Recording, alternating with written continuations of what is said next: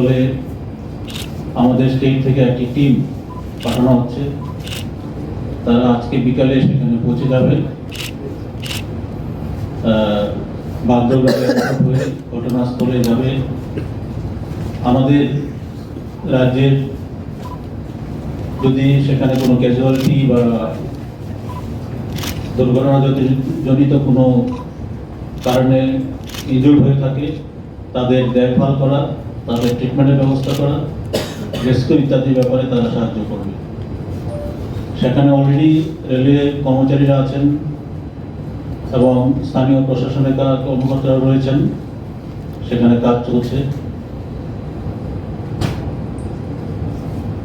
মাননীয় মুখ্যমন্ত্রী আজকে সকালবেলায় ঘোষণা দিয়েছেন যে যারা আমাদের ত্রিপুরা রাজ্যের যদি কোনো প্যাসেঞ্জার সেখানে মানে এই দুর্ঘটনায় মারা গিয়ে থাকেন, তাহলে পরে তার পরিবারকে 2 লক্ষ টাকা পর্যন্ত ফিনান্সিয়াল অ্যাসিস্ট্যান্স দেওয়া হবে। ইনজুর্ড প্যাসেঞ্জাররা আছে, যদি সেখানে ইনজুর্ড কোনো প্যাসেঞ্জার থাকে, তাদের চিকিৎসা বাবদ পূর্ণ খরচ রাজ্য সরকার গ্রহণ করবে। এখন পর্যন্ত যা খবর পাওয়া গেছে, 5 জন লোক মারা গেছে এবং 30 জন আহত হয়েছে।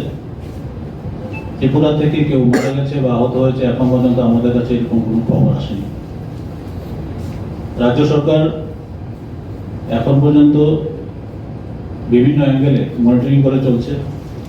Railway authority, railway ministry, Paschimbanga সরকার, ডিজাস্টার ম্যানেজমেন্ট অথরিটি পশ্চিমবঙ্গে যেটা আছে, তাদের সাথে আমাদের এই রাজ্যে ডিজাস্টার ম্যানেজমেন্ট অথরিটি রয়েছে, তাদের একটা হেল্পলাইন আছে, সেই হেল্পলাইনের মাধ্যমে এবং পার্সোনালি যোগাযোগ করার চেষ্টা করছে।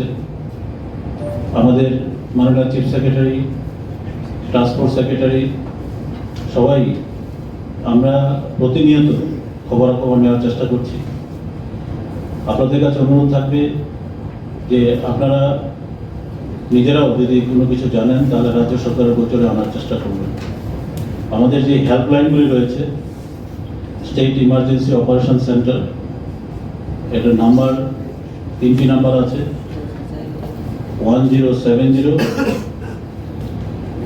আর ল্যান্ডলাইন নাম্বার হচ্ছে 0381 241 6045 241 6045।